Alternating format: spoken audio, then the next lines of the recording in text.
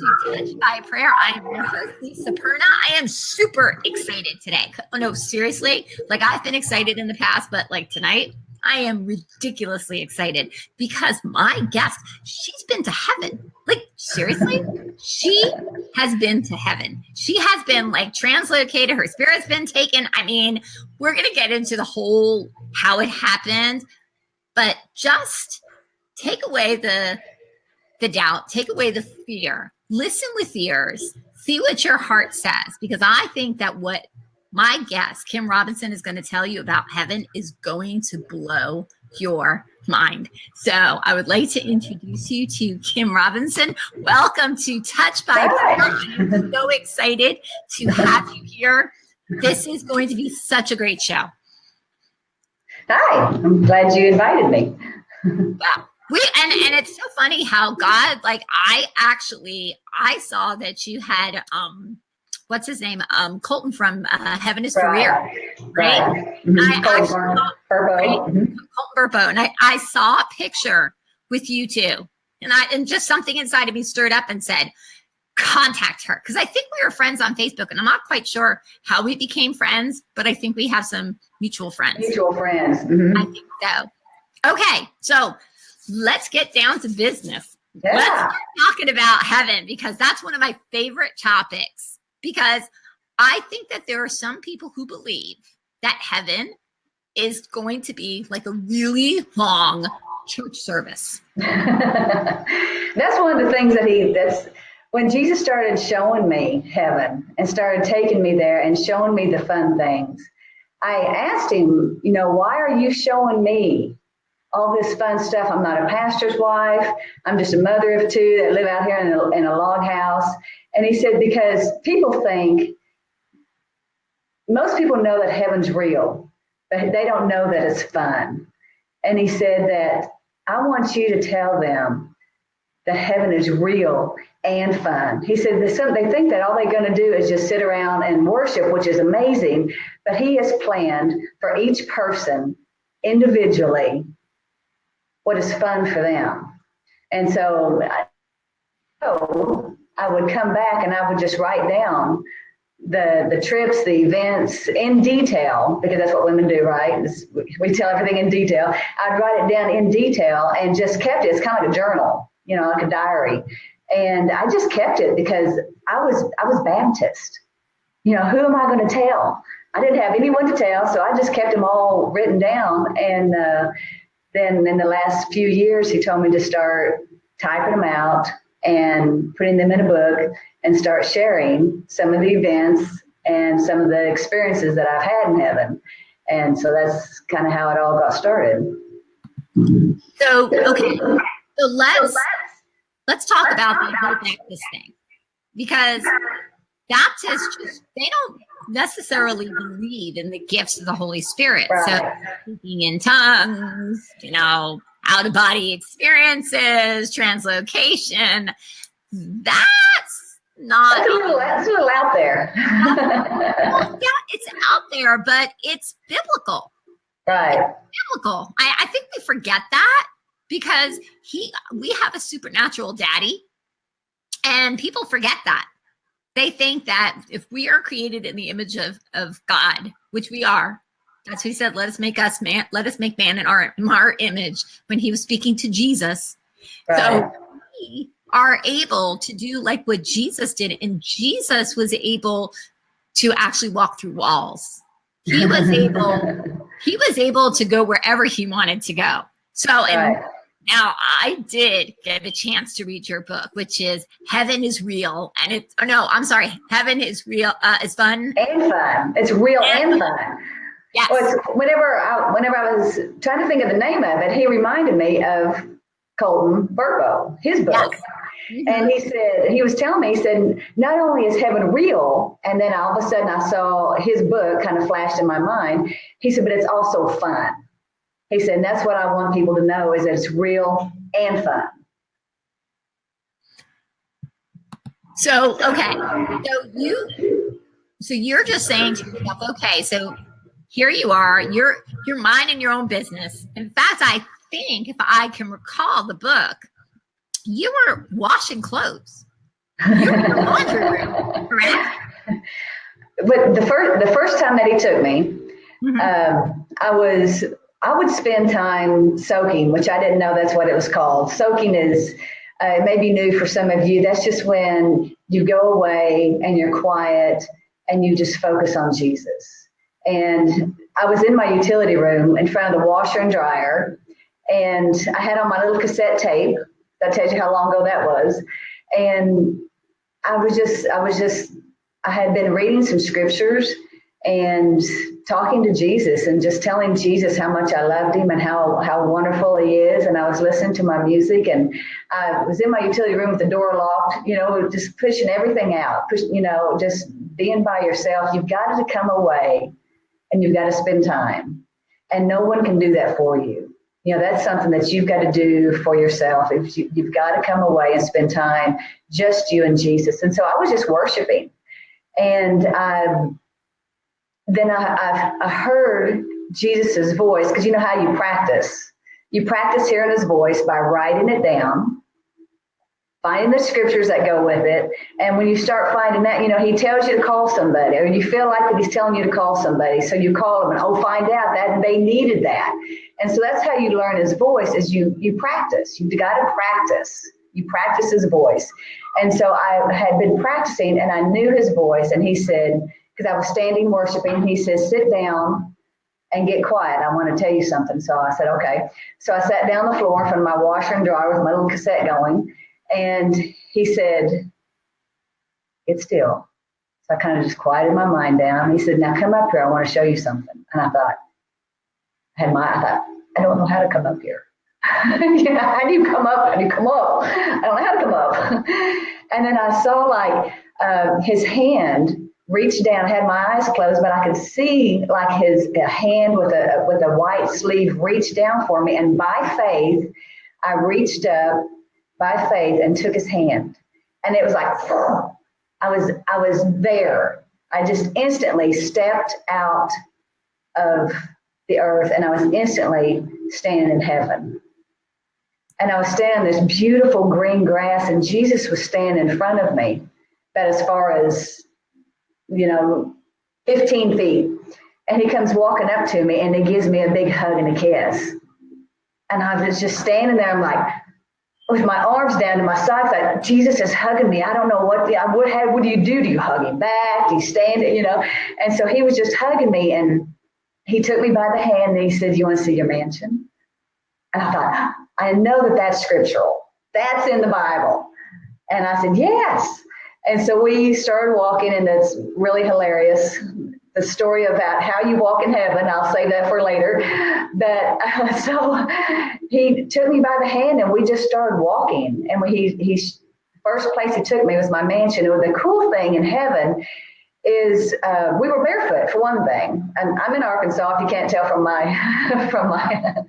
accent, but I'm always barefoot. And so when you pop into heaven, we started walking, and I was barefoot, and we were walking in dirt. And the dirt in heaven is like baby powder. It is so soft. And so we were just walking, and I picked up my feet, and I'm like, this is the softest dirt I've ever walked in. I picked up my feet, and all the dirt fell off. Oh, that's really cool. So I picked up my other foot, and all the dirt fell off. I'm like, this is so neat. And it reminded me of, the scriptures. And so we just kept on walking, and we walked up a slight hill, which first thing was shocking, because I thought everything in heaven was just streets of gold and flat, and there was a hill in heaven. And we went into the mansion, and my mansion is unbelievable. The way he designed it for me is something that I could have never imagined, but I won't go into detail about that. But one of the neatest things in heaven is the life. So we went into the mansion, and there was this plant growing on the wall. You see my flowers in the background. He loves flowers. So there was this plant that was growing along the wall, and I used to work for a florist. And you're real careful with flowers, when you're a florist. And he said, break off a piece of this plant and put it anywhere on the wall. I'm like, okay. So I broke off a piece of the plant, and I just held it on the wall. and it instantly started growing. It just roots started growing and flowers started popping out, and it just started growing across this wall. And he said, there is so much life, even in the wall. And I was thinking, that is amazing. He said, pretty good Miracle Grow, isn't it? I'm like, oh, he knows about Miracle Grow. That was incredible. And from there, we went to, I went to my bedroom, and which there was a huge, gigantic bed. And I thought, as much life as there is in heaven, how could anyone be sleepy? And he said, he reminded me of my two girls. And he said, where do you and your two girls like to go? Where do you and your friends like to go? Because you know how girls are. And I thought, that's right. We just flop across the bed and talk. And he said, exactly. He said, in heaven, the bed is it's just a place that you can just sit and talk and just hang out. And I was just like, it is amazing. But that was one of the first things. So he kind of confirmed for me that it was okay to go, because he first showed me my mansion. That was one of the first things. That's so cool. Okay, so there's a couple of things that first of all, that kind of blew my mind. That story? Well, okay, so I'm just going to break down a couple little things, just because I always feel that when God does something that is similar to somebody else's experience, it confirms not that you have confirmation, but for those who are listening, possibly. Okay. Okay, so I had a dream, and in this dream, I dreamt that I was in this chair and I was like rolling like all over the place, and I was being pulled. And it's a chair like I'm in right now, which is funny. But so I'm being pulled in this chair with wheels on it, and I'm being pulled, and the door's opening, and I go out, and then all of a sudden I start going up, and I'm going up, up, up, up, up, up, up into the sky in this chair. Wow. And then all of a sudden I get really, really high. It's like I'm almost outside of Earth. And all of a sudden I start falling. I start falling. I start falling. I start falling. And I kept saying, God's not going to let me fall. God's not going to let me fall. God's not going to let me fall. And I saw the hand of God reach out from the sky. I saw his hand. I saw the white robe, and he grabbed me. Wow. Yeah. Stopped me from falling. He didn't catch me. He stopped me from the top. Wow. But I saw his hand, and I remember I was feeling his hand. I don't know if it was the next day or the day after. I was at church in worship, and I was worshiping God. And the hand came down again. But this was while I was not sleeping. This was why I was wide awake, and I was in worship, and I saw his hand, and I remember I was touching his hand. And I could actually see the hair. I could see the hair on his arm. So it's like, okay. But what he said to you was come up here, which is up here. That's in the book of Revelation. That was said to the Apostle John. Come up here, I will show you. So that was, so it wasn't like something uncommon, especially if you know your Bible. Right. But the fact that you got to see your mansion. And I had a dream once where I believe I was in my mansion. And the interesting thing is that I had two dreams. One where I thought I was in my mansion, but there was a second dream. And I think this is just so cool. So I'm walking, and I see all these different types of houses. So I see all these different types of houses. And I see this they were African family, mother, father, two kids playing in the backyard. But it was in a very simple, it was like in a simple ranch style house. Mm-hmm. And I was walking, and I think I was walking with Jesus because I couldn't see him at that time, but I was walking with somebody, and I said, what is that? He said, that's their mansion. I said, that's not a mansion. He said, to them it is. So it's like we come into this understanding that the things like you were saying, that he designs it specifically for our heart's desire. That's And one of the neat things is that he also takes me to, I have like a log cabin that has this beautiful front porch that you can just sit back in the rocking chair, and Jesus and I will put our feet up on the rail and watch people walk by. And there's families that go by, like fathers and mothers and kids.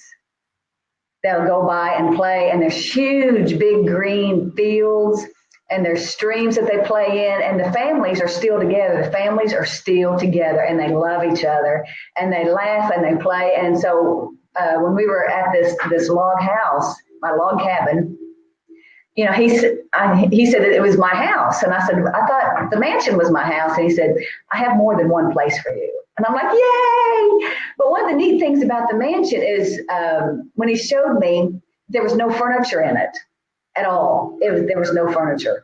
And so whenever after he showed me all that, he hugged and kissed me, and I came back into the utility room and kind of like took a deep breath, and my cassette player was off. So I know it was at least 30 minutes, because you know those are only 30 minutes long.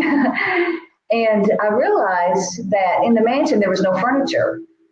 And so I asked him, you know, which is kind of silly, but I'm like, you know, am I not worthy of furniture in my mansion? And he just laughs, because Jesus laughs all the time. He is in such a good mood. He threw his head back and he just laughed, and he said, I did leave some things for you to do when you get here. And I'm like, ah. So there's shopping. And you just know things, just have like revelation of things without him telling you. And I was like, there's shopping. And he said, and everything's free. Oh, he said, I paid for everything. And he said, it's the best quality. Well, you know, if you think about it, like if you say to yourself, well, why would God need to have stores, right? Why would God need to have stores? But think about the trauma or the frustration or the sadness that people have felt while they've been here on earth, that they couldn't go into, I'm going to cry. They can't go into stores, and they can't buy, they have to scrimp and save, and they have to like buy the lesser. They can't get what they really want. Yeah. But in heaven, because it says that he gives us the desires of our heart. And so he just says, what do you want? And there are people who are designed, that's part of their gifting, is they love to make furniture. They love to make furniture. So what are you going to do with that? You have to get rid of it, right? Yeah. You can't just have a big place full of all this furniture. So why not give it away? And I bet God actually tells the person who creates, I want you to create this for this person. I want you to create this for this person. And so the person who's creating it is thrilled, but the person who's coming in, it's like, oh, that's exactly what I always wanted. Right. Because there's people that, they love to design. They love to sew. They love to make furniture. They love to do that. And that's their talent.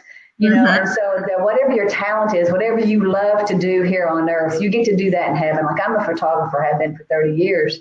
And so I know that I'm going to get to go, I know that I'm going to get to take pictures in heaven. And one of the talking about pictures, one of the neat things that you can do in heaven. So let me go back to shopping.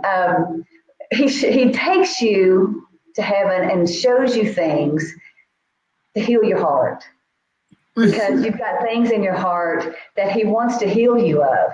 And so that was one of my things, is, you know, one of my issues is not having the best of everything, right? It's just, I wanted this and I couldn't have that, and I couldn't afford it, and garage sales was my place to shop, you know, and all this kind of, everything had to be on sale.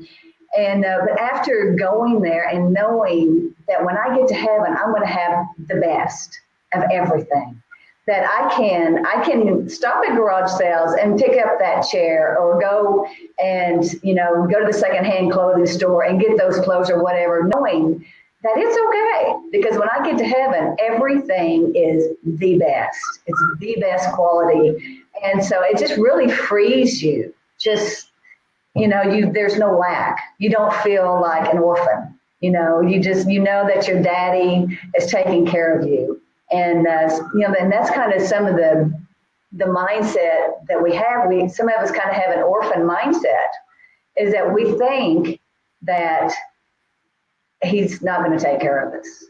And that's kind of an orphan mindset versus having a daughter mindset.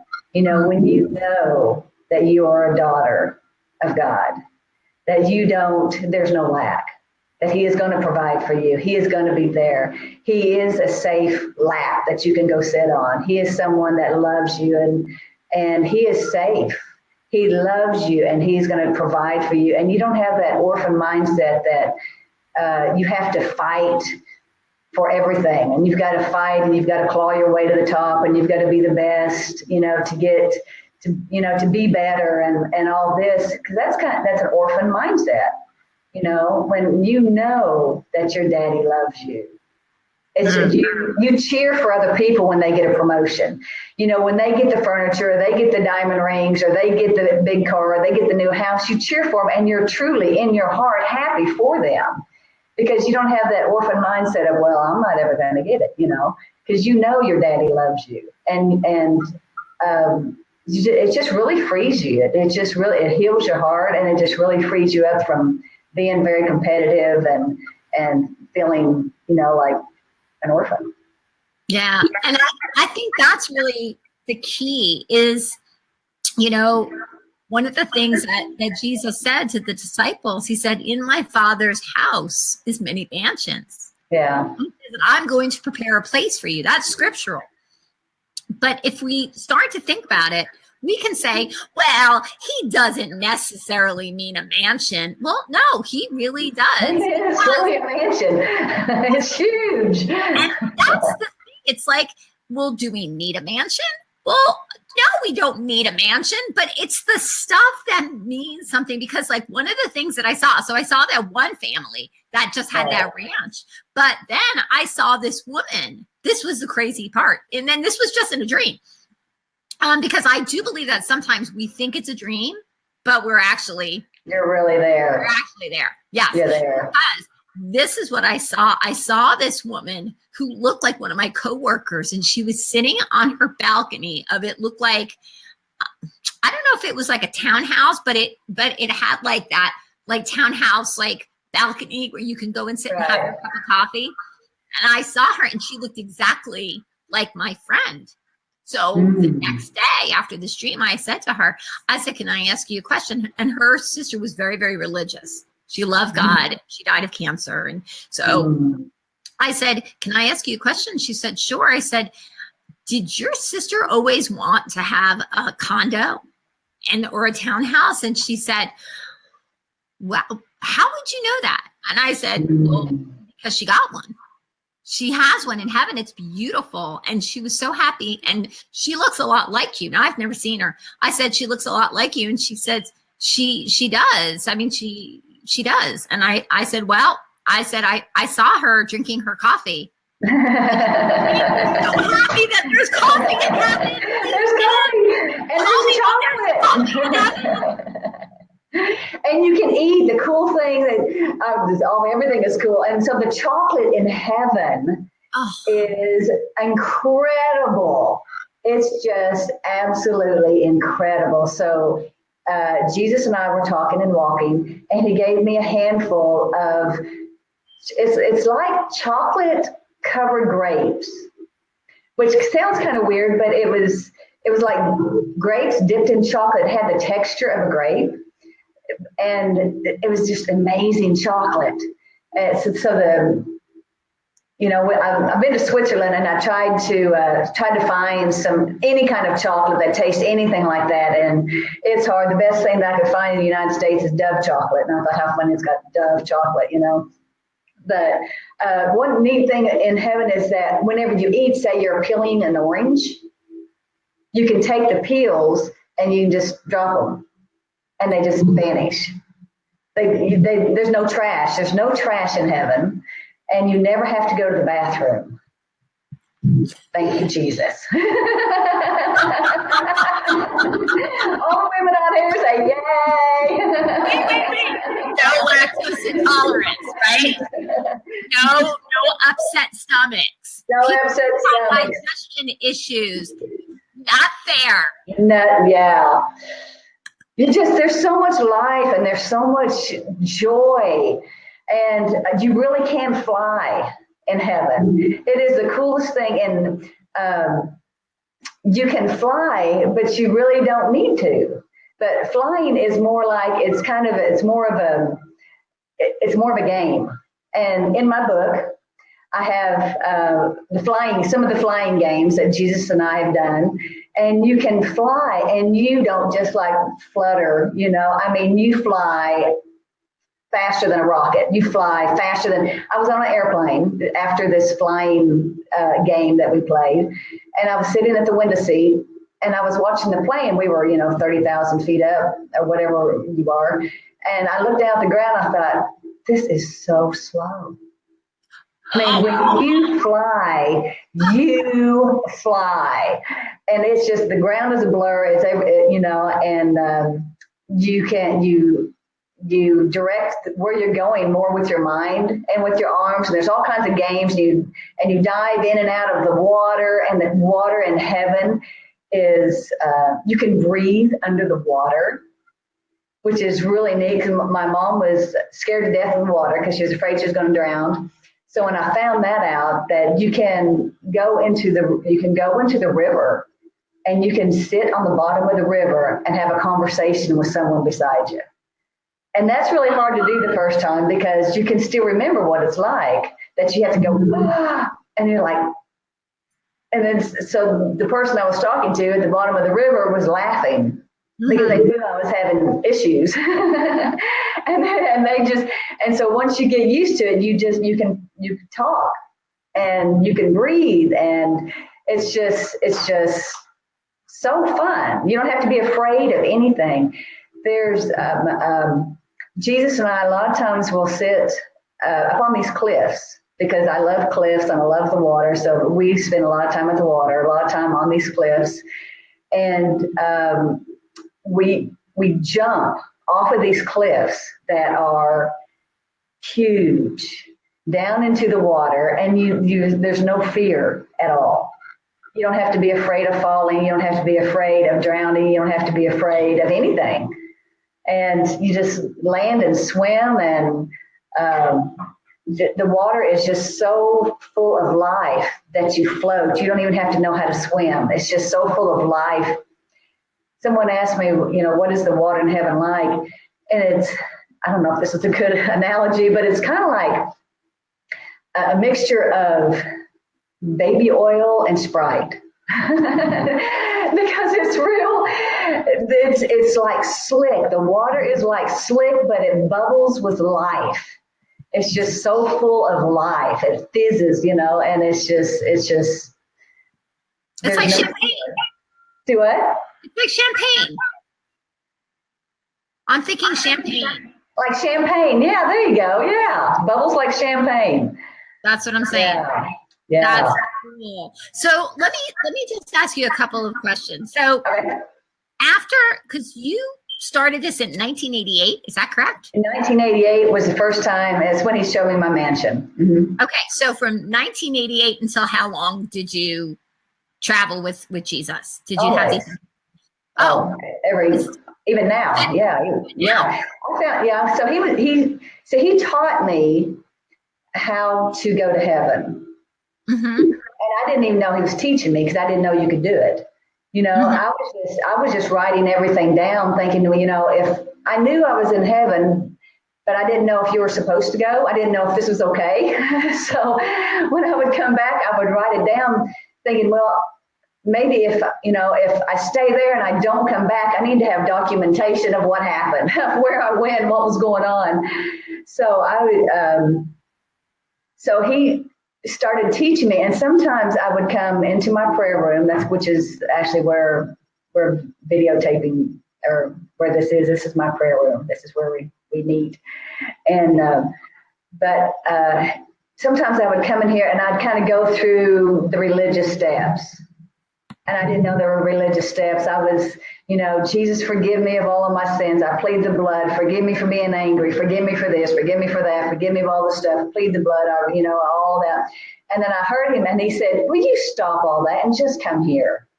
And it was just like instantly, boom, I was there. And I realized that he has made it so easy because he wants us with him. The scripture says, what is that? It's in Hebrews 10:19. It's because the veil was torn. And it's as easy as stepping over into another room. Mm. And that's what he has taught me through these years. It's as easy as stepping over into another room. But we have made it hard. We think that it's hard.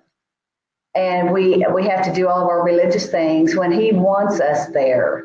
Daddy God, which is what I call him, because God who comes off the throne will appear to you in a way that you can relate to him. And to me, Daddy God appears to me like a daddy. He's just nice. And God of the universe is nice. It's like shocking. And he's gentle and he's kind and he's loving and he laughs. And Daddy God, so I call him Daddy God, he wants us with him. And so he sent Jesus to pave the way, to make a way that we can just step over and be with him. And it's that easy. It really, and it's all because of Jesus. It's all because of his blood. And it's, sometimes we think that we're not, righteous enough, or we're not good enough. Or if you have had, if you had an abusive father, going to God that would hinder you, that stops you. If you had an abusive husband, if you had an abusive mom, if you've got hurts and pains in your heart and things going on in your heart, to go to Jesus is a scary thing. You don't feel comfortable with that. So as we get our hearts healed, when Jesus says, come with me, you're like, yeah. Mm-hmm. So a lot of it is, that's why I love Sozo, is healing of the heart. So as your heart gets healed, sometimes people, they're like, well, I can't hear God. Well, let's see, is there someone that you need to forgive? Do you need to forgive your dad for something?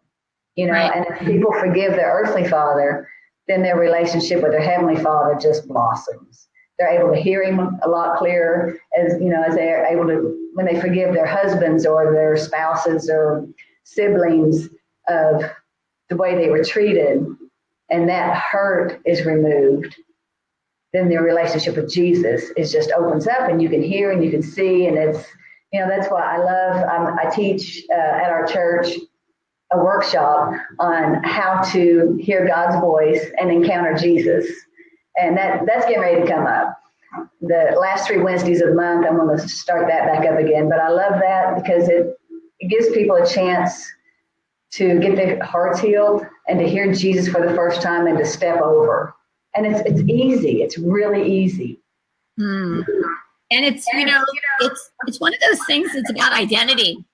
When you start to understand that you're his child, right? It changes, it shifts how you see God. Yeah, because, exactly. I came from a Catholic background, but I always had this intimacy with God. I always talked to him, but I always talked to him like he was my father, my heavenly father. He never felt distant. He never felt distant. Good. But I would go to him. I would go to him pretty boldly, for not knowing. And I was filled the very first time that I actually felt the presence of God. I actually felt my filth. I felt how dirty I was in his presence. And I wanted to actually rip up the carpet and dig under the dirt because of how filthy I was. Yeah. But he didn't do that. It was just who he is. It's his presence. But like what you're saying is, as you get forgiven of stuff, as you forgive others, as you get cleansed, as you become purified, you don't have that same fear to go before the Father. Right. So that's one of the most important things is about forgiveness. See, we have to pick ourselves up because we have to be able to go to the Father boldly. We have to go to that throne room and yank on his robe. And I have to ask, have you ever felt his robe? Have you felt the Father's robe? I have a personal question for that. Go ahead. Well, so Daddy God, he appears to me. So one of the times when I stepped over into heaven, Jesus and I were standing in the throne room, at the back of the throne room. And Jesus says, I want you to meet someone. And I saw God sitting up on the throne way on the other side. And he walks me up across the throne up to God. God. And all I can say is he brought me here. It's his love, he brought me here, and you can just his love just draws you, and he wants you to come up and to sit with him and to sit beside him. And I have sat beside him in the throne room with Jesus on the other side and sat with God and watched the throne room and watched them worship and watched the kids and watched people worship. And they dance, they have those banners, they have those streamers. Because he knew I had issues with that. So he's like, let's come look at these streamers. Looky here, we have streamers in heaven. And the kids, they dance and the people dance and Jesus danced. Jesus loved to dance. And he doesn't do just a little, he doesn't do that. He dances like a 5-year-old. If you've ever, if you want to know how Jesus danced, turn on some music and watch children. I mean, he dances and there's no really rhythm or rhyme. He just dances like a child. He just dances. He is not inhibited whatsoever. Totally inhibited, whatever that is, And it's just hilarious. I was embarrassed for him. The first time I saw him dance, I thought, oh no, because anybody watching? Because he had his arms, going, and it was legs, and then I realized that he loves to dance. He loves music. He loves dancing, and they dance in heaven. And they twirl and they dance and they're happy. They're happy in heaven during worship. So that's the worship in heaven was just incredible. So that's so Father God, that was kind of my God. So later on, God met me as a father, as Daddy God, and he always meets me. We usually meet in his garden. Daddy God loves flowers, and it seems like he really loves blue flowers. And this garden in heaven that Daddy God has is covered in these blue, every kind of blue, every shade of blue that you can imagine, and just packed with flowers that are healthy, and there's no death, there's no dying, there's no brown, everything is full of life. And these flowers are just incredible. He loves flowers. God loves flowers. And so that's a lot of times where we go is he will meet me in his flower garden, and I sit beside Daddy God and we talk. One time he took me by the hand and he said, I want to show you something that I love. I thought, okay. So I took Daddy God by the hand and we began walking through this garden of flowers, and we walked through kind of the archway and into this beautiful green field, and we stopped and was overlooking this valley. And he picks me up because a lot of times sometimes I appear like I'm about 5 years old as a child. And he picked me up and he put me on his shoulders, and we were looking over this beautiful green valley. And I saw these huge animals down in this valley. And it was beautiful. He says, I love this. And I was just sitting on his shoulders, holding on to his hands. And I was looking at these huge animals. And then I realized they were dinosaurs. And I'm like, come on. They're dinosaurs. Does he know that they died? They're dinosaurs. And he loves the dinosaurs. And they really are dinosaurs in heaven. And they were the flying kind and the kind with the long neck and the ones with the horns and every kind of dinosaur. And they were just grazing and eating and just getting along. It was incredible. Which reminds me that I'm converting my book, Heaven is Real and Fun, into a children's book. Oh boy. Yeah, and that's one of the stories. My illustrator's actually on here now. Hi, but she's so I'm converting some of the stories for a children's book, and which is funny because the first time that you called me, you didn't know that I was sketching an illustration of these dinosaurs that I was just telling you about, because I thought that's got to go in the children's book. And you told me, you started prophesying to me, and you said, I see you writing a book. I see you writing a children's book. And I'm like, OMG, I've got the picture right here in front of me, And so you prophesied it, and you didn't even know that it's, I didn't even know I was going to do it either. I was just kind of playing with it, and now it's actually got a couple of stories, and I'm hoping it'll be out by Christmas. That's going to be awesome. And yeah, it's going to be, one side is the color version of the story, like the dinosaurs are going to be in color, and the opposite page is going to be so they can color it. Or you and can that's what I saw. That's what you saw. Yeah, you didn't know that I had that rolling around in there. No, I didn't even really know. I just knew it was kind of stirring in there.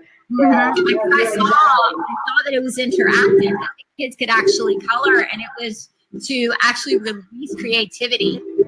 That's what I saw this book is for. It's to release creativity in children so that they don't lose it. Yeah. Because that's one of the things. Okay, so my gosh, there's so much. There's so much. Okay, so because look, we all have people that we love who have gone to heaven, but and then there is a woman by the name of Kat Kerr. I was just going to say that. So there's a woman by the name of Kat Kerr who has had similar experiences as you, who talks about the dinosaurs, who talks about the roller coasters, which we didn't even go.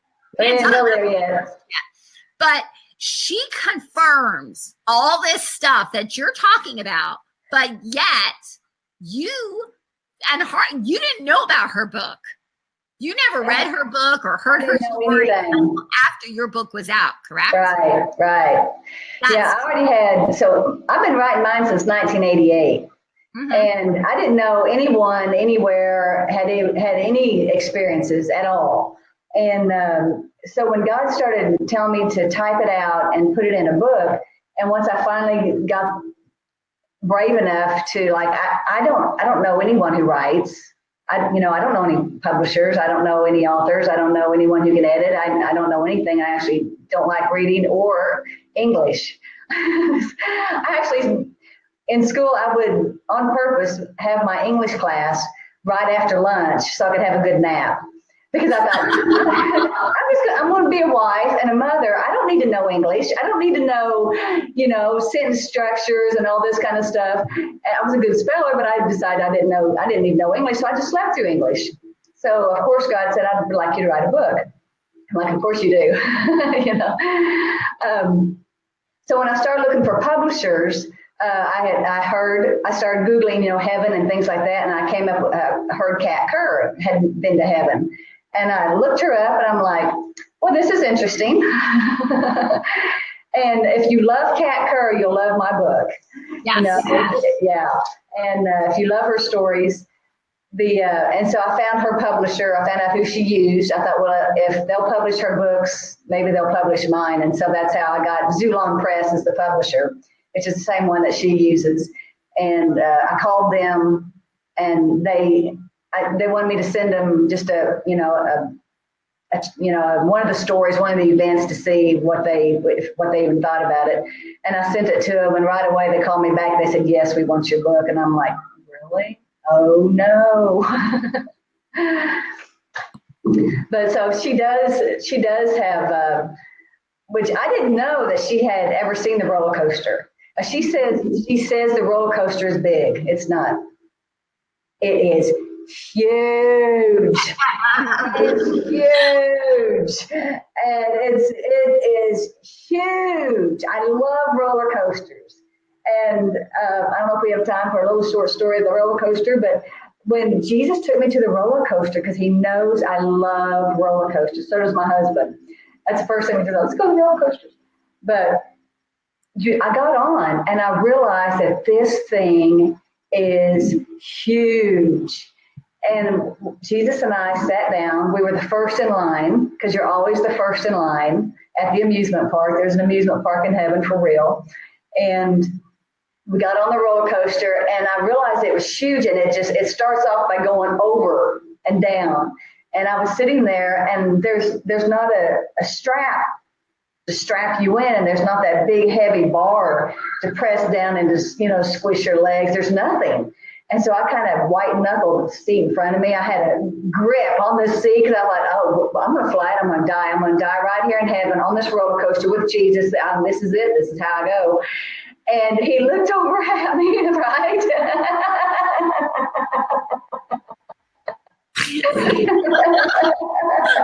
did she die? She died in heaven. I wouldn't die right here. It's a good place to go, right? And so Jesus looked over at me, and he patted me on the hand, and he was just so sweet. And he said, I would never make something that would hurt you. I'm like, oh, this is going to be fun. And so you just relax, and it is huge, needless to say. So we rode this roller coaster, and yeah, it's incredible. It is so big that you couldn't build it on the earth, because it is so high that there wouldn't be air. Mm-hmm. And you come down, people who love roller coasters, you'll love that. But you come down and you swoop up and you go around, and you just keep going down and down, and it's just so fun. It's just so fun. Jesus is so fun. He is fun. He is definitely fun. And I haven't even touched like the thing is about the laughing every time I'm with Jesus. Like if I have a vision of Jesus, he's always laughing. There's only one time I see him laugh. Yeah. And that's when I actually went back in time to when he was walking on the earth. Mm. And it was basically the story in John where the guy who was blind, okay, and Jesus uses the mud. He makes mud out of sand and dirt. And what the Lord started to show me, there was a man who had his hands up, and he was asking for something. He was asking for help. Please help me kind of thing. And as people would walk by, they would spit on him. And I saw Jesus's face. I saw his countenance, and I've never seen him and it wasn't even angry. It was it was kind of anger, because there was a compassion that was rising up in him. But every other time, I've always seen him laugh. He's always laughing, and he always throws his head back. He throws his head back and laughs. He does.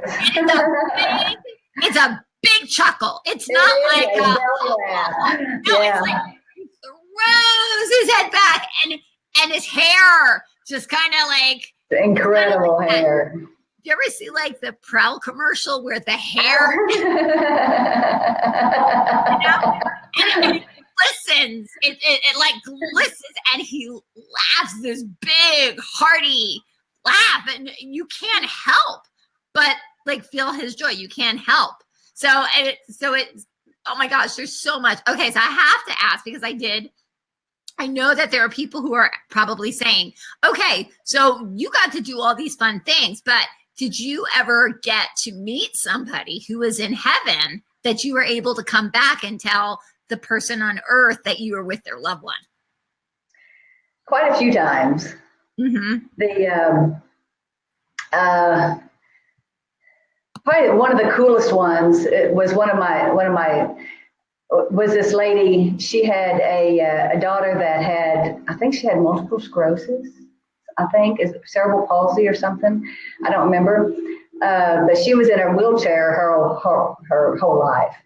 And she ended up passing away at a very young age.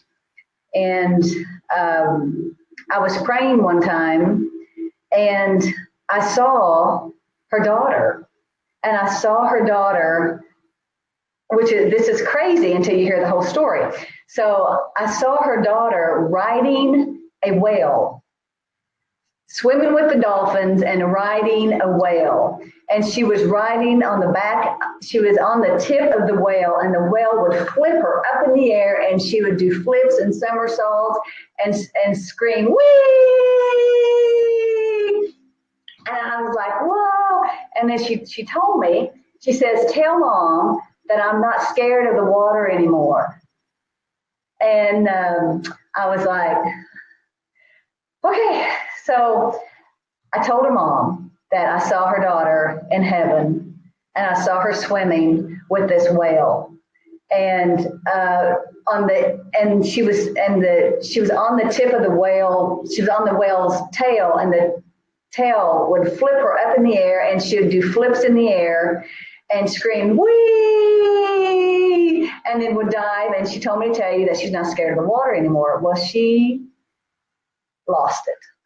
Because she said, I never told you. She said, but we had a swimming pool in our backyard, which I didn't even know that. And she said that I was so afraid. Oh, and she said, and tell Mom I'm not scared of the water anymore. Did I already say that? And, okay. And so she said that she was really afraid of her daughter drowning because she couldn't swim. She had cerebral palsy. And so they had all these life jackets and all these floaties on her and stuff. And she said that in the swimming pool, they would take her because she loved the water, and they would take her and they would throw her up in the air to her husband, and her husband would catch her, and they would yell, Free Willy! And the daughter would scream, wee! As she went across. And she said, she just cried. She said, because I was so afraid of the water for her being in the water. And so that really set her, that was really amazing. That's one of the things. There's that verse, and it says that God will comfort those who mourn. And I think that sometimes we believe that God thinks that when we mourn, he just needs to give us a little pat on the back. But I think like an encounter like what you had. Like, can I share another one? Oh, absolutely. Those encounters is what comforts people. Yeah. So I was, the Holy Spirit showed me this lady and said that she had a miscarriage and had an abortion. And I have seen the children in heaven. The children in heaven that were aborted, they were in a big group one time when I was in heaven with Jesus, and they told me, they asked me, they said, will you be my mouth? Will you be all, they were all at the same time saying, would you be our mouthpiece and tell our mothers that we don't hate them? Would you tell our fathers we don't hate them? Would you tell the doctors and the nurses we don't hate them? Would you be our mouthpiece? And I'm like, yes. So I saw this lady, and the Holy Spirit said that she had a miscarriage and an abortion, and that he wanted to set her free of the wonder of where are they and do they hate her? And so I went up and I asked her, did she lose a baby? And she said, I lost two. I had a miscarriage and an abortion. And I saw them instantly. I saw them in heaven, and I said, I see a. And then I saw a boy and a girl, but I didn't want to say that. I wanted her because I didn't know if I was right or not. I didn't want. I said, what do you think they are? And she said, I think it was a boy and a girl. And so I told her, that your kids are alive in heaven. And all they know is love. That's all they know. They don't know hatred. They don't know bitterness. They don't hate you. They don't hate the doctors. They don't hate the dads. They don't hate the nurses. They don't hate at all. All they do is love. They love you, and they're being raised with Jesus. And it just kind of, set her free of the wonder, wondering, when I see them again, are they going to hate me? Or wondering, where are they? Wow. And that's, again, God comforts those who mourn. Because, people will be sticking their fingers at somebody. Well, you had an abortion. The pain. They don't know what was behind all that. They don't know why they did. They don't know the story. Exactly. Jesus knows the story. He knows the fear that was there. He knows why. And that's, I'm not for abortion, don't get me wrong on that, but he knows why. He knows the why. He knows the why. He knows the why. He also understands that there are thoughts that go into our heads on a daily basis from the enemy. Look, and I do have to ask you, Kim, have you seen like demons? Have you seen what? Hell, I'll just put it out there. Like, have you? My step. So I'll try to do this in a short. So my stepdad, my mom got married again when I was a lot older, and so it wasn't really my stepdad. It was her husband, but it was my stepdad. And so she married this guy that was from the north, and he was Catholic. So he had a very interesting personality. He was always right about everything. And he was military, so he was, and I was very, very shy. I couldn't go into Wendy's. Literally could not go into Wendy's because I was too afraid that they were going to ask me a question. I would bawl. I couldn't go in. I couldn't go in and order a cheeseburger because I was afraid that they were going to say, would you like ketchup and mustard? I was too afraid. I was scared to death. And so when I was worshiping, and God asked me if I would go talk to Vince. His name was Vince. Go talk to Vince and tell him about Jesus.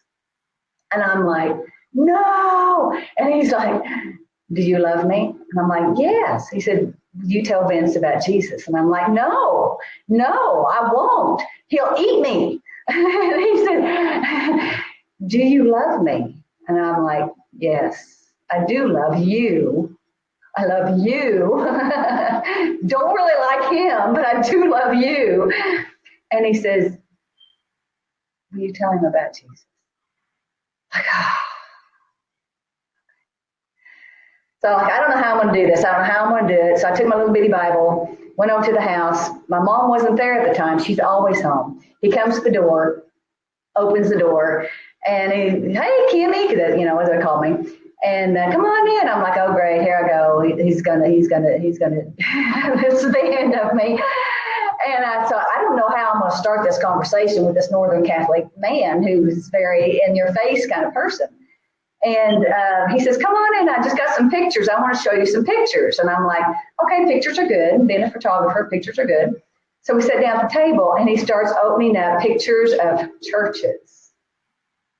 And I was like, ding, ding, ding, ding, ding. There's my door. I got an opening. And so I just, the only thing that I know to say, I said,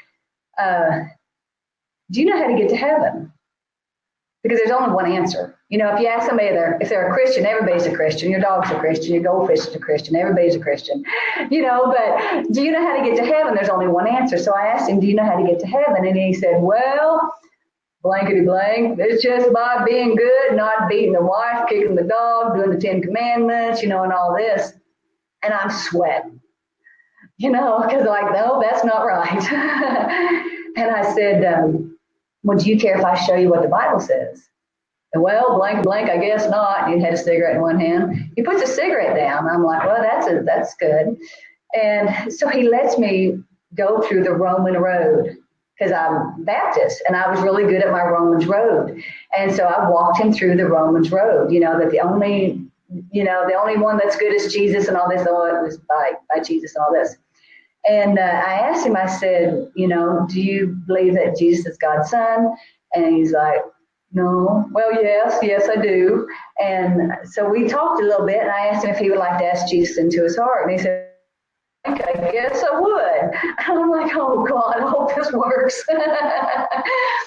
And he prays with me and accepts Jesus right then and there. And he says, and I told him, I said, and this just came out, and I said, live your next 3 months like they're your last. Oh. And he's like, okay. And so he takes all the grandkids shopping, buys them all shoes. He dies within 3 months. Oh, boy. A massive aneurysm. There was if he had had anything else, there was, massive aneurysm, died instantly. Wow. And right before his funeral, Jesus took me to hell. And I saw Vince in hell. And I saw these demons they had these big whips, and they had like chunks of glass and pieces of metal on these big whips. And they were just they would just like stick in his skin, and they'd rip his skin, and they would laugh because they was like, ha, ha, ha, he doesn't like that. It was, and the screaming, and it was just worse than you can. And Jesus is standing here beside me, and here's Vince. And I'm just like, I don't understand. And so instantly we're back out, and I'm back in my prayer room. And I said, Jesus, I don't understand. How could he be in hell? And he said, if you hadn't have gone. Oh. He said, you were the only one he would listen to. And I said, why me? And he said, because you're the only one he would listen to. That's why I sent you. He said, if you hadn't have gone, that's what it would have been like for Vince. And I'm like, oh, wow. Yeah. Wow. So that's the part that I've seen. I haven't seen like what some other people have seen, but that was enough. Well, and that's the whole thing. I mean, look, we have to understand that Jesus wants everybody going to heaven. Yeah. He really does now. He wants you there now. Yes. He wants everybody. He wants everybody to go to heaven. He wants every single person, every pedophile, every absolutely, every transgender, every wife beater and adulterer and drunkard and drug. Yeah. That's why he wants them all. He wants them all. He wants them all. And he can still save them, and he can still, he wants them all. He doesn't want anybody to go through that. That's right. And so now seeing that, I thought, I don't even want my worst enemy, to do that.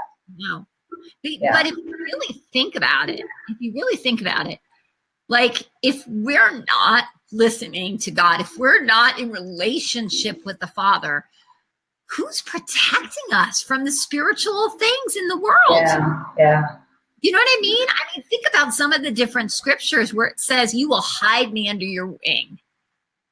He's a good father. He's a good father. Like we sing that song. And for those people who don't know, there's a song, and it's called Good Father. And it says, it's who you are. Yeah. It's who you are. And I'm loved by you. It's who I am. Who I am. That's who I am. Yeah. That I'm loved by you. And it says that God so loved the world. He didn't say he kind of liked it. He didn't say there were just some people that he liked. Yeah, right. He said, I love the world. And the last thing that Jesus said before he gave up his spirit, he said, forgive them, Father, for they know not what they do. We'll take that scripture. And we think it's for the Roman guards. We think it's for the people who were laughing and mocking at him. We think it's for the people who beat him. And we think it's for the people who put him on the cross or the ones who betrayed him. But guess what? That scripture, forgive them, Father, for they know not what they do, was for everybody. Yeah. And it's for you. Yeah. And, it's for your family that abuses you. And it's for your friends that, that mock you, that they don't know what they're doing. No. they make fun of your relationship with Jesus, and you have to pray that Jesus, God forgive them, because they don't know what they're doing. They just don't know. Yeah, but that's why the cross was there. Jesus went to the cross. So anybody, no matter what they've done, anybody can come to Jesus, be forgiven of their sins, and go to heaven. Right. And that's the other thing too, Kim. You didn't die. You didn't have a death encounter. You know, you were just I was just worshiping. He said, come on up. Come on up. So, okay, I also have to ask, since you've been in heaven, okay, and you've seen angels up close and personal, how many angels do you see walking around? Like, do you see them now because your eyesight has been, like, once you spot something, it's sort of like I can find a heart anywhere. Like, I can just find a heart. Not hearts all over. Yeah, depressed people really stand out to me too. Right? And so there must be this part of you that you can just like see. You can see angelic beings. You can know the difference between who is really human and who's an angel in disguise. Have you noticed that here on Earth? Well, I see them, but I don't know that, I don't see them in the natural like I do people. I think one time I saw one, I know that I saw one in the natural, and it was pretty funny, but I won't go into that story. But I can tell when they're here. I can tell, especially at church, when an angel of hearts, his name is Angel of Hearts, when he steps up next to me, and I'm familiar with, I'm getting more comfortable with him now, because I know that he's there and I know who he is and I know what he's getting ready to do. So now he comes up and he just like hangs his arm over on me. He's like, yeah, you know I'm here and I know I'm here. So, and whenever he shows up, I know that the pastor is getting ready to have like a prayer call, and someone is going to be coming up that has a wounded heart, that's depressed or that's sad or is wounded or something. He comes up to heal hearts, and that's really fun. And so there's different angels that I know. I see them, I can sense them, and whenever I do, I know that that's something that's getting ready to happen. That you partner with them, you're partnering with them, and that's fun, because you know you're not out here on your own. Well, is that Jesus kind of talked to you about? Do what? Is that something that Jesus kind of talked to you about, like that we have to partner with the angels, that we can ask angels to help us? Have you ever had that conversation with him? Well, I've asked angels to help me and to partner with me, and it's because of the authority of Jesus in me. It's because Jesus is in me. And we're on the same, our goal is the same. We have the same goal. And so as a child of God, as a child of God, that I ask angels to help me, and I do the same thing that you do. I ask them to go find me a parking spot. My husband teases me. He's like, of course you've got one up front,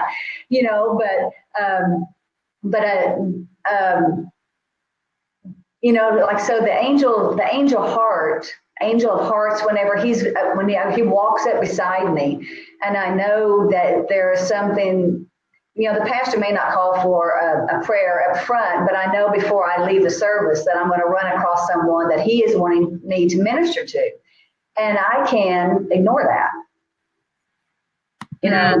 but as long as I stay aware that he is here for a reason, he's wanting me to partner with him. That just to be alert, well, who is it that you're wanting me to go to? So you're partnering together, which is a lot of fun. It just makes it a lot of fun, a lot easier.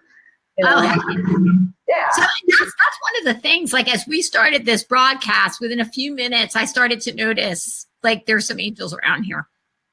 So, and it was funny because I started to watch and I started to see, like, little flickers and little things. I'm like, oh, okie dokie.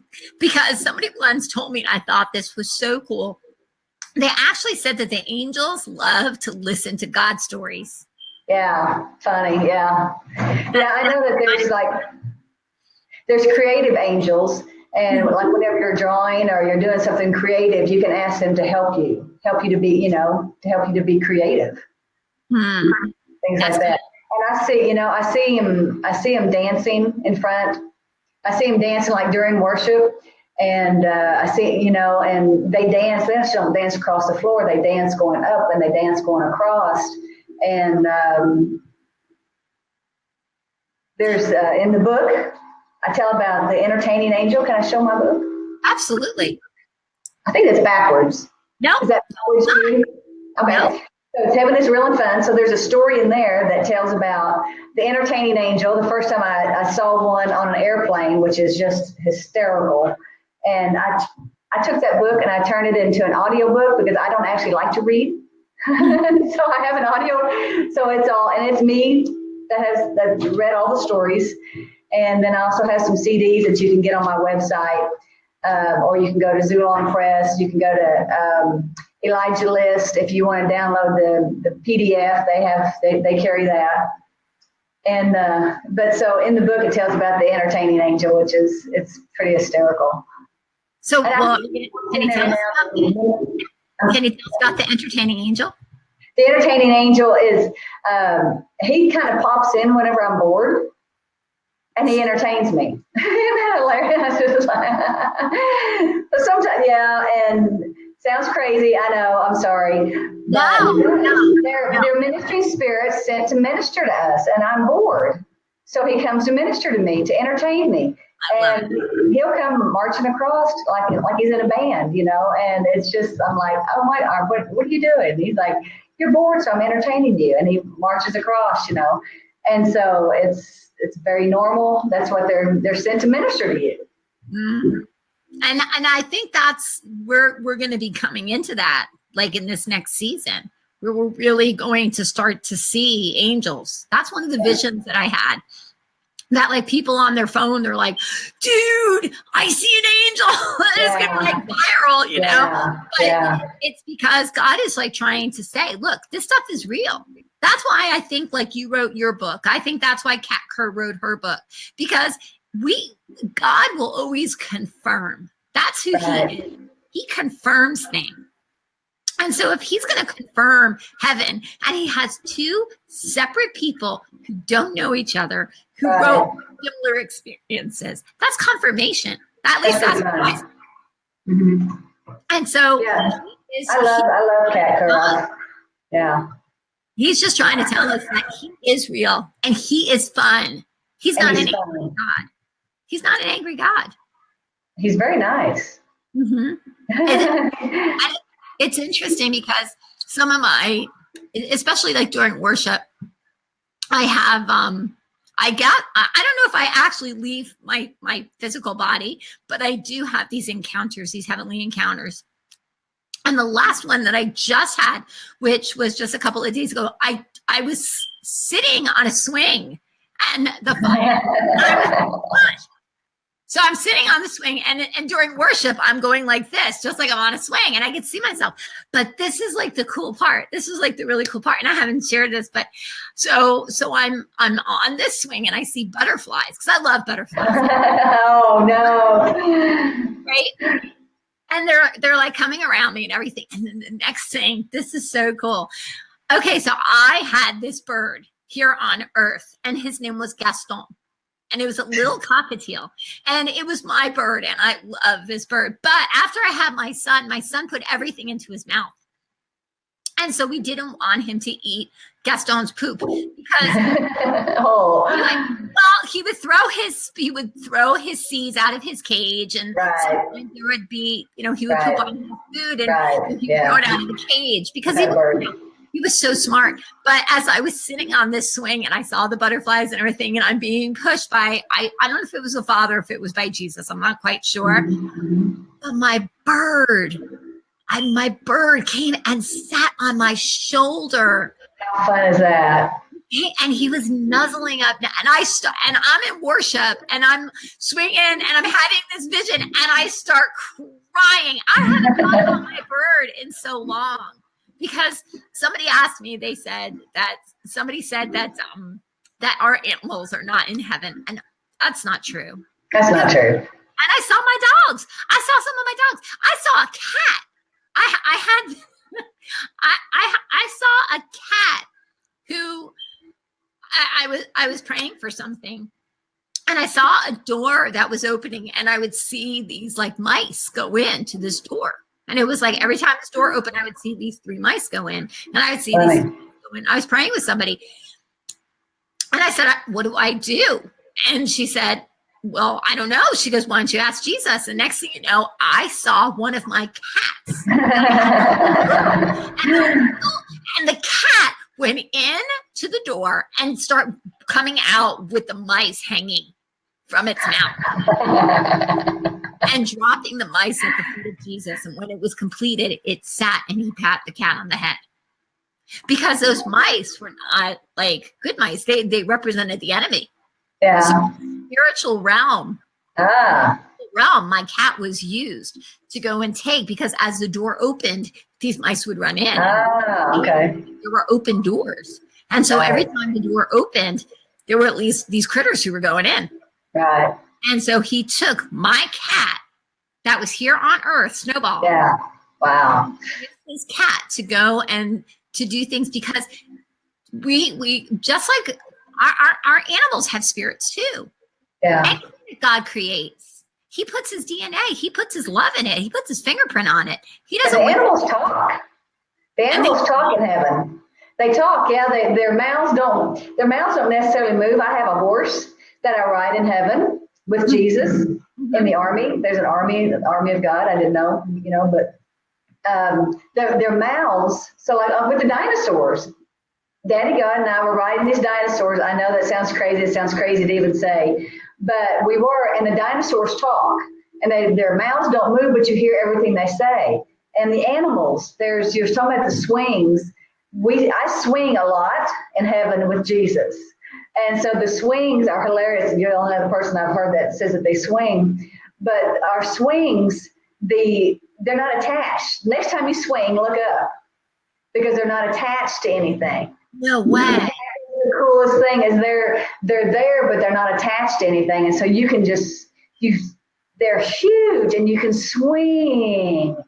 And you can swing back, and you can swing. And the butterflies, I see butterflies. I think that's in my book also, is the butterflies just land during worship. Whenever the butterflies flap their wings, it's like worship notes come out, and they worship. It's every butterfly has its own worship. It has its own praise.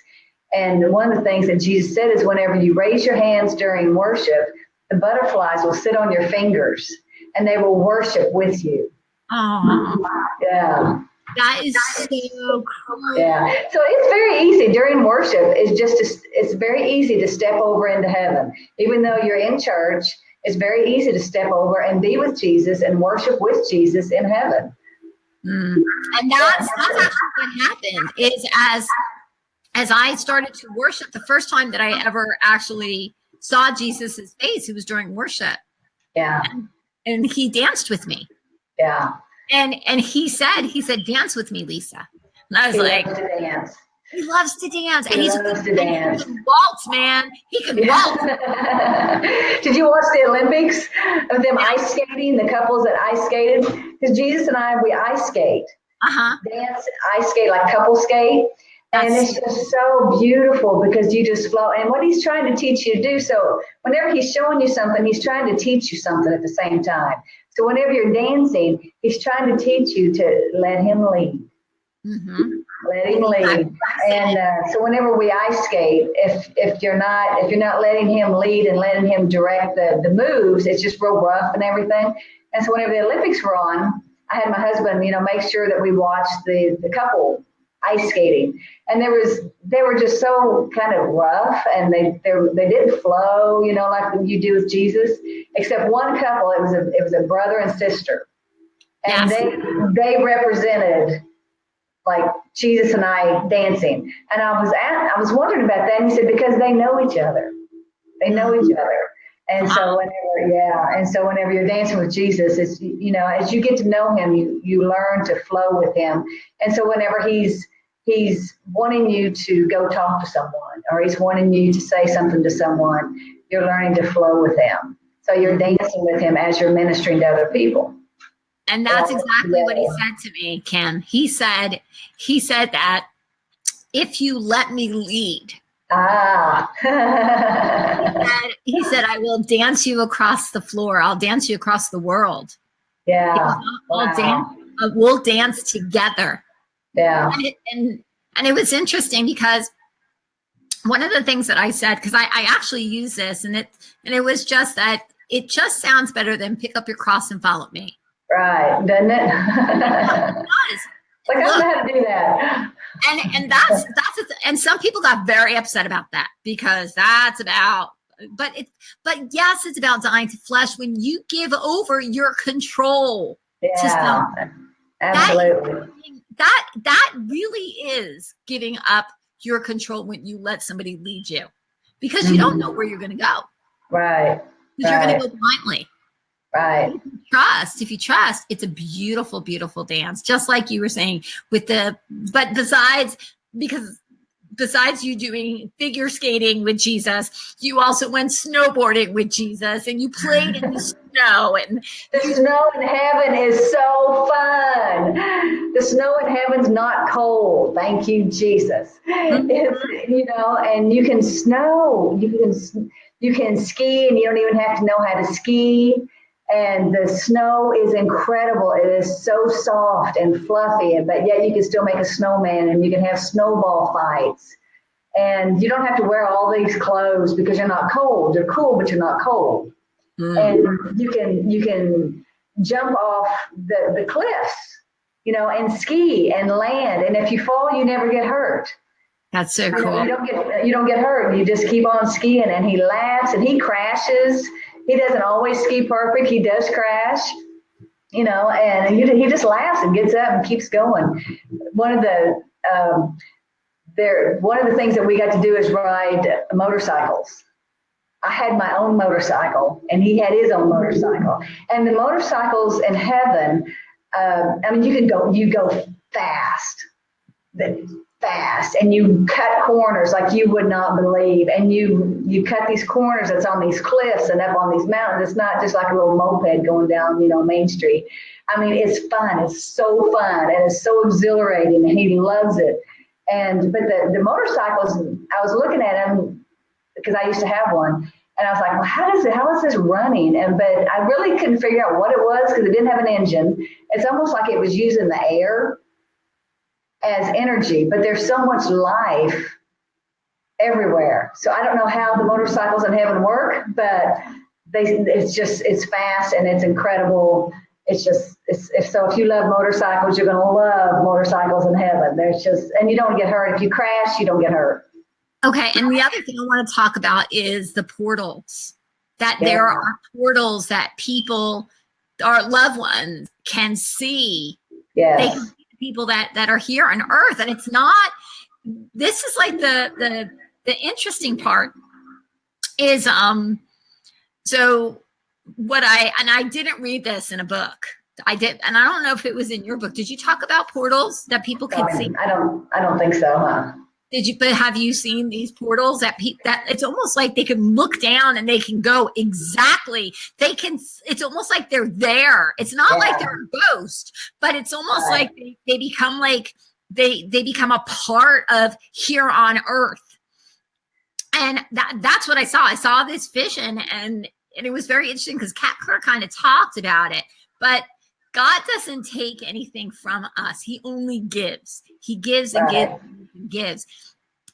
And so one of the things is that I believe that the people who are in heaven, who pray for us, who are alive. Who are alive. They're very much alive. Very much alive. Very much alive. That's such a big thing, because there's people who are so hurting from their loved one being gone, but they're alive. They're not dead. Not at all. It's as easy as stepping over into another room, and they're so alive, and they don't have the heaviness anymore. They don't have the burdens anymore, and they don't have the bitterness and the hurt and all the stuff going on. They're so full of love, and they're so full of life. And what I saw, it's like for me, it was like a balcony. and you could walk over to this balcony that had like this rail, and you could look down into heaven, and you could see your loved ones. You could see like their birthday party. You could see when they're getting married. You could see their anniversaries. You could see graduation. And they were like cheering for you, and they're always cheering for, so they don't miss anything. They don't miss your anniversary. They don't miss your birthdays. They don't miss Christmas. They're there. They see you, and they're celebrating with you. They're cheering for you. And it's not like they're not a part of it. They are so, because everything in heaven is so much bigger. Yeah. And God, look, if we can start to understand how much he loves us, if you could start to truly understand that he doesn't take anything from us. Right. Jesus did not like death.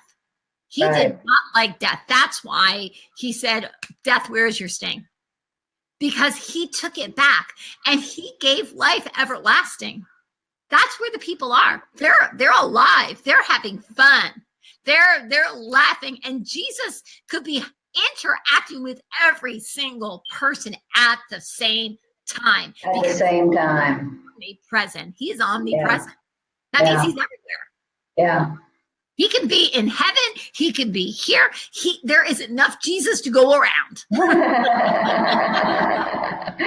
do it. He does it. Yeah. Because I think you talked about in your book that all you had to do was to think of something, and it happened. It's like if you wanted to be with somebody, you were there. Yeah. If you wanted to go somewhere, you thought about it, you were there.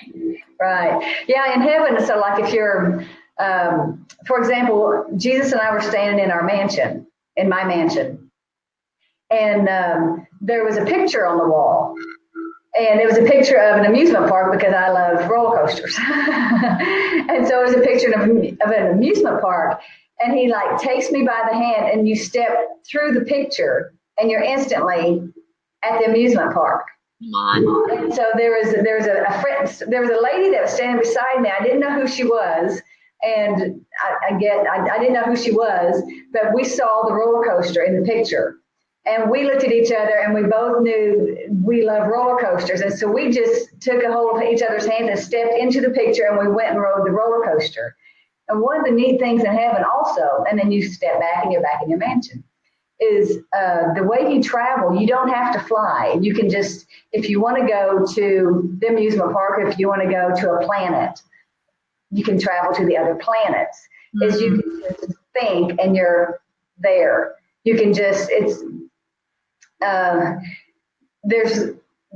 you can do it that way, and there's also it's kind of like what I saw was, I guess there could be called portals, but it was like for me it was like squares. I guess maybe that's how I could relate to it, but it was like a big square, and this angel took me by the hand, and she was teaching me how to step from one round to another round to another round, and you just step over like into this square, and you were like at a planet.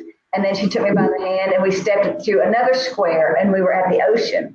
And she took me by the hand, and we went through another square, and we were in the woods. And then, and she just, she's like, it's really easy, just go. And she let go of me and let me do it. And it was just like, you travel, and then it was, it's kind of like slits, and you just walk through a slit, and you're in another realm. It's just really easy. That's why I think angels can just pop in, because they're just walking through a slit. They're just walking through an opening, and they pop in, they say whatever they need to do or whatever, and they pop back out, or Jesus pops in and says hi, blah, blah, blah, and he pops back out, so to move in the spirit realm is not hard for them. They just, it's as easy as walking into another room. Okay, so I have to ask if it's okay. I don't know. Well, here come the tough questions. Did you see any celebrities? I have not. Okay. Because that's, there are so many people who say, oh, this person is not in heaven. And I disagree. I completely disagree, because there is the scripture. It says that you will know everybody. Isn't there a scripture that says you will know everybody? You will know everyone, yeah. Yeah. I Because did. Oh, go ahead. I'll let you go ahead and ask your questions. I was just going to say, Jesse Duplantis, who had an encounter where he went to heaven. Right. He said the first person that he met was Abraham. So did you get a chance to meet Abraham? I've met Ruth. Uh-huh. And I've met Ezekiel. Mm-hmm. and Elijah and Daniel and Moses, and that's all in the book. You'll have to read the book. Yeah. Get the PDF. But there's reasons why he shows you these people. You know, it's to help you with whatever you're going through. You know, it's to build your faith. You know, they made it, so you can make it. That's good. Yeah, That's yeah. good. One of the things that I truly believe is that just because somebody is a celebrity, it's just like your brother. It's just like your sister. Yeah. Like we're one big happy family. Right. You know? Yeah, it's just, you know, you just love each other. There's no ex-husbands or ex-wives or ex-families or anything. It's like, you know, that was part of, you know, it's like we're in a big play and that was just part of the play. You were in the first part of the play and now somebody's in this next part of the play. But when you get to heaven, you're all together. You know, it's like the play is over. Yay, we did it. Now we can party. You know, it's after the play party. You know, I love that. You just love each other. And there's no bitterness and there's no unforgiveness. That's so cool. Okay, so do you still go with Jesus? Yes. Yes. So did you go today? I didn't have time today. Oh my God. Like yesterday. Yeah, you can go every day. You've got to take time. You know, you've got to take time. You've got to get your mind slowed down. You know, if you've had a hectic day, you've had a crazy day, and then you're trying to go in, and it's hard. It's harder because your mind is like, what? You know, so you've got to, you know, sometimes you've got to turn on your soaking music, which is, you know, words. It's worship music without words. It's just instrumental, which I love. Steve Swanson and John Tussey and John Belt. Those are some of my favorites who I always have going. You know, I love Steve. In fact, I've been listening to Steve Swanson in my car. Absolutely. I gave him one of the books. Well, oh, really? I did. He thanked me and walked away. That's okay, though. And speaking of your books, you're going to be bringing them here to New Jersey, aren't you? I am so excited about that. That's like next week, isn't it? It's coming up. Yeah, I get to meet all these new ladies and stuff. Yeah, I've never been to New Jersey, so I'm excited about trying to figure out how to get out of the airport to the conference center. And you're going to have so much fun. It is going to be amazing. But Kim's going to be bringing her book. So if you're coming to the Daddy's Girl Conference, which you can still sign up for, she's going to have books, and we might even set up a little table and maybe a little pen, and maybe we'll autograph some. Maybe a little autograph session. Yeah, it'll be fun. I'm excited. I am telling you, He is doing something so different. He's doing something so different because there is such an anticipation that I have. And it's not a coincidence that I booked you, because I booked you before you were coming to the conference. Right. Like you were booked before the conference. It was after you were booked to do that. But it was like, nope, you're going to have her, because I believe that there is something that God is going to unlock. And I truly believe He's going to open up people to encounter heaven and have heavenly visitations just like you have. And since He taught me, you know, some people they're born as a seer, where they can see, you know, they're born like that, which is not fair, but they are. But he, you know, He taught me, and I didn't even know He was teaching me. So the fact that He has taught me has given me the ability to teach others. Because, you know, and so I can teach people, you know, how to see Him and how to step over it and how easy it is and how to hear Him. And so I'm looking forward to, maybe there's going to be a person there at the conference that wants to see Jesus, and we can have a chat. Well, trust me. Let me tell you, once you dance with Jesus, you're forever changed. I know, right? You're forever changed. And it's like, it really comes down to you giving your spirit permission. Because what you hold back, what you're afraid of, you can't, like, because God is about free will.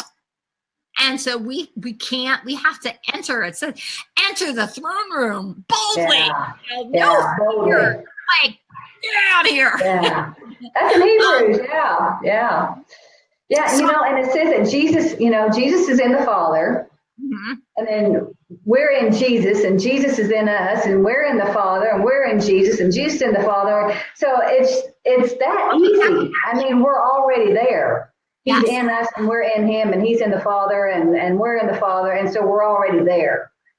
And it's so funny, Kim, that you said that, because a couple of weeks ago, the Lord started to talk to me about intimacy. And he said, Lisa, he said that Moses just wanted to see me. And I actually talked about this last week. But one of the things that the Lord showed me is that Moses was hidden in the cleft of the rock, right? That's what it says. But what God showed me is he actually showed me that he actually hid him inside of Jesus. That's how he was able to see the Father. Yeah. Because he had to be hidden in the rock.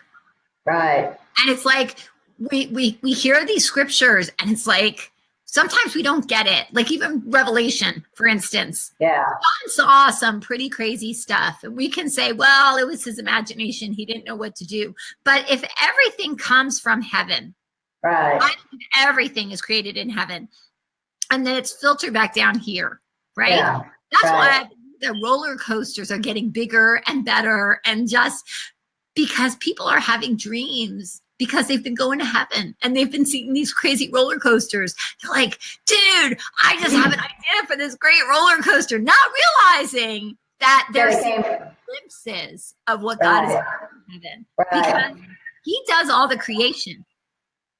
That's who he is. He is the great creator, right? Yeah. Yeah, so, he downloads the ideas to us, and then we get to create them. We get to design them. One of the fun things that Jesus and I did recently is it's called a foot swing, and it's like a loop. It's like kind of like a rope that you put your foot in, you hang on to it, and you can swing or you can travel. Oh. And he has his foot swing, and I had my foot swing, is what I called it. And you can swing, or you can go sideways, but then you can also go up and down like this. You're like this, and you can travel this way. And there's like no gravity or whatever it is in heaven, but you can travel any way, any direction you want. And we chased each other with these foot swings, and just laughed. And it's just, he likes to have fun. I don't know. Maybe I need to have more fun. That's why he keeps taking me to the fun stuff. I don't know. Jesus is a funny guy. I'm like, let me tell you something. Those disciples would not have hung out with Jesus. Yeah. I bet they had a ball. Yeah. So let me ask you a question. Will you go ahead and would you pray for those who are listening to open up their eyes and open up their ears and to open up their traveling ability to go be with God? I will, for sure. Father, I just thank you, Lord. I pray, Father God, that for every person that is listening and every person that is watching, that you reach into their hearts and touch their heart, and to let them know that they can trust you. I pray, Father, that you remove all the bitterness and all the fear of you and the fear of Jesus, that they can trust you. They can trust your voice. They can trust you, Jesus. They trust you.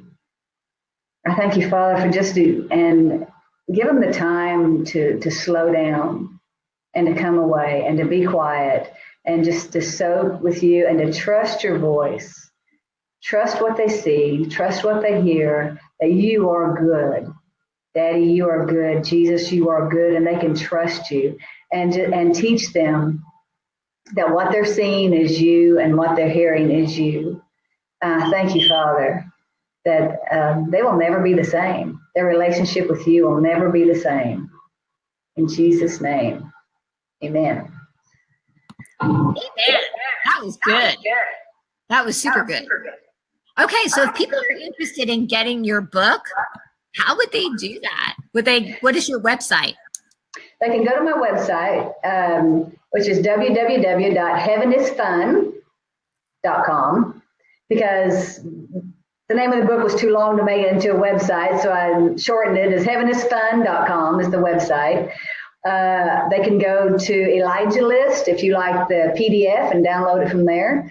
They can go to Zulon Press and order it from them, or they can come to the Daddy's World Conference and get a signed copy. Yeah, and I'll give you a signed copy. This was so much fun. It was fun. It was very fun. This was super, super fun. And I'm so excited that I'm going to get to spend some more time with you next week. Yeah, I get to see you in person. Yes, we get to get hugs. I love that. That's going to be so much fun. But Kim, I just have to tell you, there's more books coming. Definitely there's more books coming. And there's like this how-to, I just almost see like this how-to manual that's coming. Like how to do this, how to do that. I don't know what that means, but I'm seeing this how to do it. Yeah. That's what I'm starting to see. And I also see the Father picking you up and lifting you into a place of see my daughter. That's what I'm starting to see.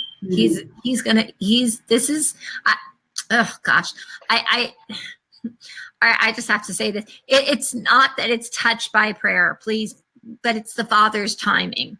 Yeah. It's the Father's timing. And I just feel like from this broadcast, people are going to start calling and picking up like your book and having these encounters, and you're about to just be raised into this new place, if that makes sense. It does make sense. Yeah. And I just hear the Lord saying that it's time to tell them. Mm-hmm. I also see you going to places where women who are getting healing for abortion, and I see you speaking. You're also going to be writing a book about it.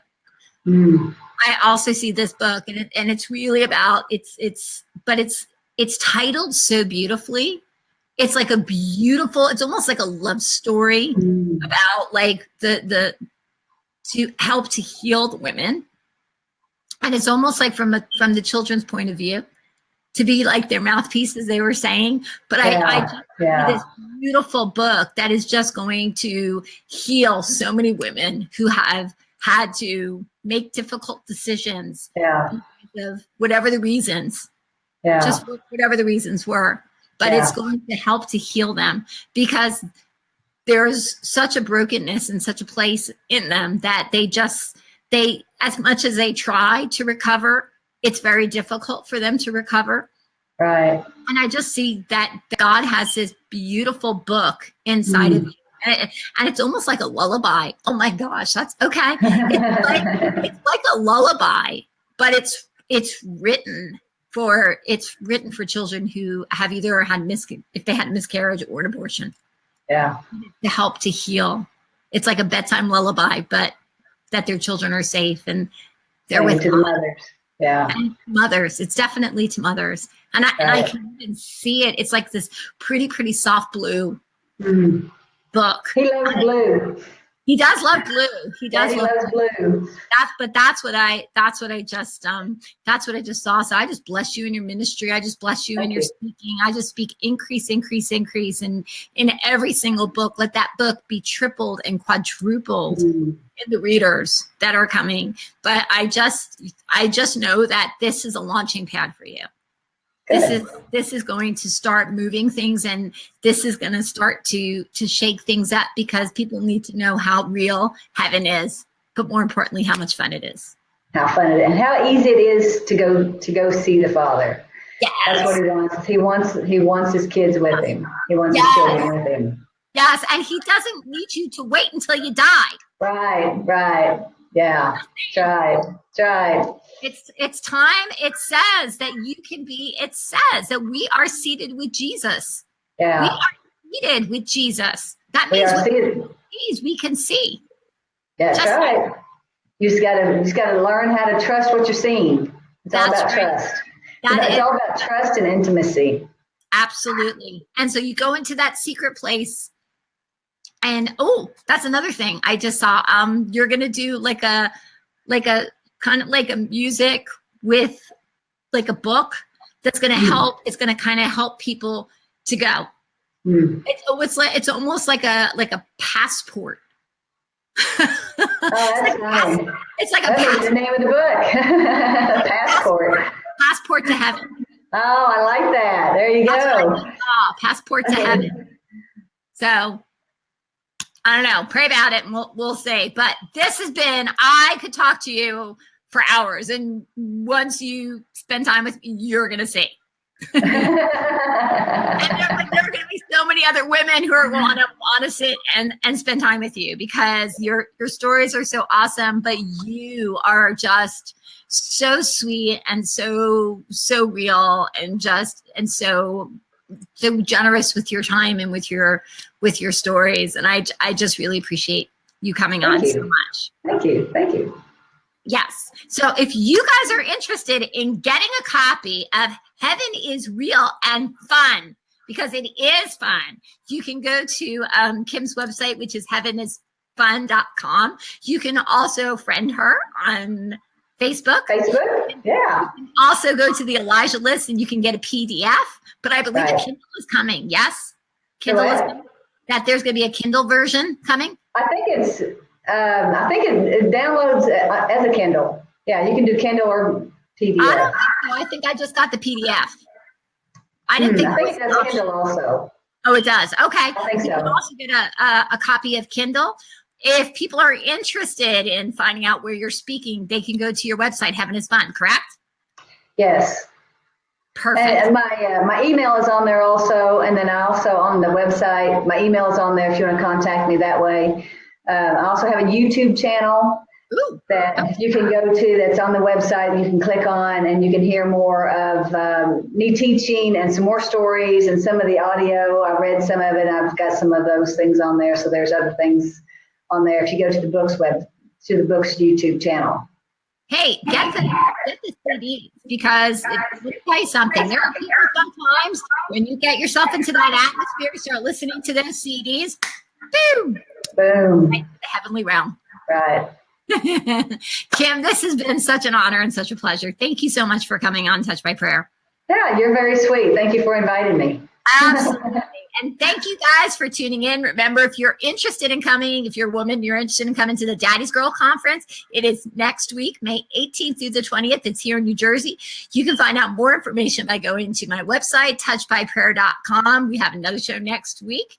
It's going to be awesome. So definitely check it out. You can also check out my blogs over at WordPress. It's called Lipstick or Prayer, WordPress.com. So you can check that out. Thank you guys for everything. Have a great night. And remember to go out and touch someone. God bless.